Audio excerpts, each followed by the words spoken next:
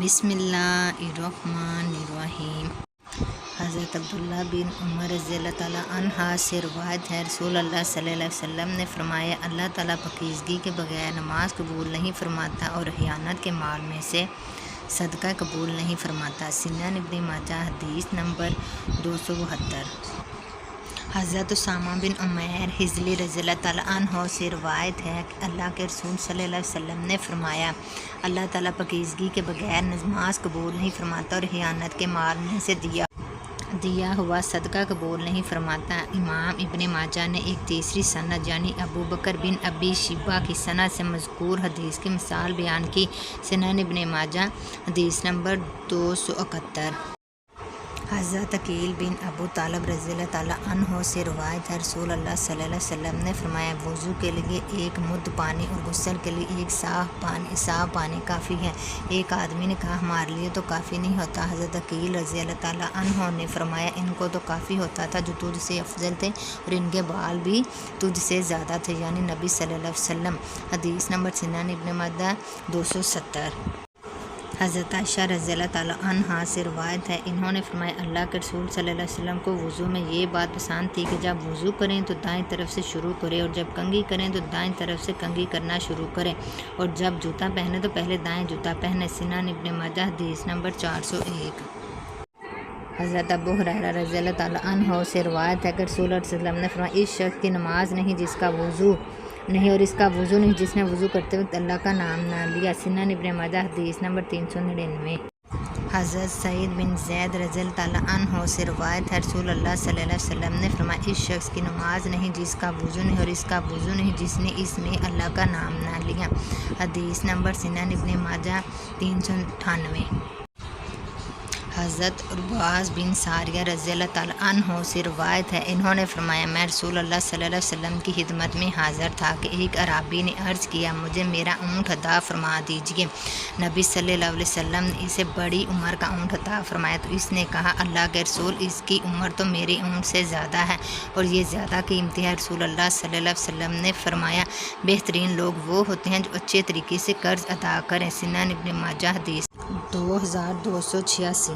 حضرت عائشہ رضی اللہ تعالیٰ عنہا سے روایت ہے، رسول اللہ صلی اللہ علیہ وسلم نے فرمایا، تمہارا بہترین کھانا وہ ہے جو تمہاری کمائی سے حاصل ہو اور تمہاری اولاد بھی تمہاری کمائی ہے۔ سنن ابن ماجہ حدیث نمبر 2290۔ حضرت جابر بن عبداللہ رضی اللہ تعالیٰ عنہ سے روایت ہے کہ ایک آدمی نے کہا، اے اللہ کے رسول، میرے پاس کچھ مال ہے اور میری اولاد بھی ہے اور میرا باپ میرا سارا مال لینا چاہتا ہے تو آپ صلی اللہ علیہ وسلم نے فرمایا، تم بھی اور تیرا مال بھی تیرے باپ ہی کا ہے۔ سنن ابن ماجہ حدیث نمبر 2291۔ حضرت عبداللہ بن عمر رضی اللہ تعالیٰ عنہ سے روایت ہے، رسول اللہ صلی اللہ علیہ وسلم نے فرمایا، اس زمانے میں تمہارا کیا حال ہوگا جو عن قریب آنے والا ہے، جس میں لوگوں کو خوب چھان لیا جائے گا، اہل ایمان اور اچھے آدمی اٹھا لیے جائیں گے اور چھان برا باقی رہ جائے گا، بے دین اور رذیل لوگ باقی رہ جائیں گے، جن کے عہد و مواعید میں بے وفائی اور امانتوں میں خیانت ہوگی اور ان میں اس طرح سے اختلافات ہو جائے گا۔ یہ فرماتے ہوئے رسول اللہ صلی اللہ علیہ وسلم نے اپنے ہاتھوں کی انگلیوں کو ایک دوسری کے اندر ڈال کر دکھایا۔ صحابہ نے عرض کیا، اے اللہ کے رسول، جب یہ صورتحال ہو تو ہم کیا کریں؟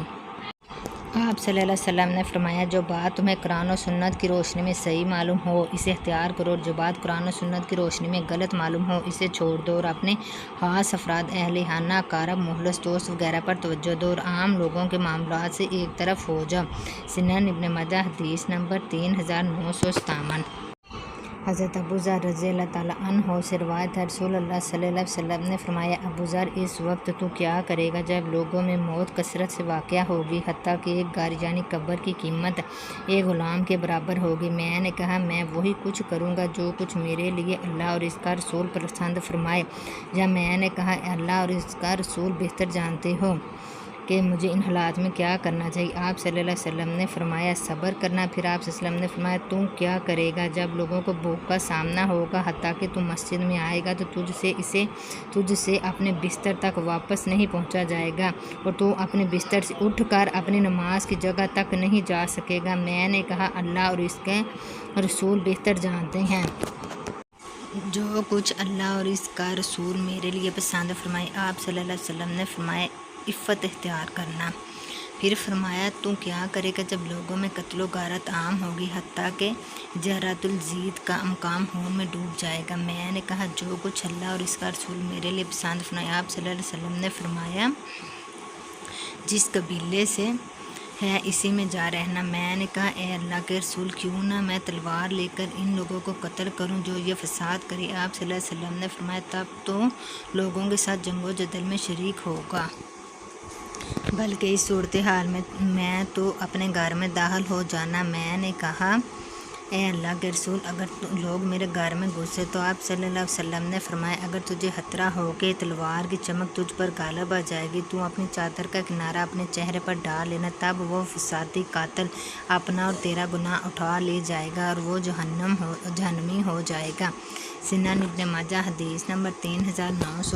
حضرت عبداللہ رضی اللہ تعالیٰ عنہ سے روایت ہے کہ نبی صلی اللہ علیہ وسلم نے فرمایا سب سے بہتر میرا زمانہ ہے، اس کے بعد ان کا، جو اس کے بعد ہوں گے، پھر جو ان کے بعد ہوں گے۔ اس کے بعد ایسے لوگ پیدا ہوں گے جو قسم سے پہلے گواہی دیں گے، کبھی گواہی سے پہلے قسم کھائیں گے۔ حضرت ابن عباس رضی اللہ تعالیٰ عنہ نے بیان کیا کہ میں نے نبی صلی اللہ علیہ وسلم سے سنا، نبی کریم صلی اللہ علیہ وسلم نے فرمایا اگر انسان کے پاس مال کی 2 وادیاں ہوں تو تیسری کا خواہش مند ہوگا، اور انسان کا پیٹ مٹی کے سوا اور کوئی چیز نہیں بھر سکتی، اور اللہ اس شخص کی توبہ قبول کرتا ہے جو دل سے سچی توبہ کرتا ہے۔ صحیح بخاری حدیث نمبر 6436۔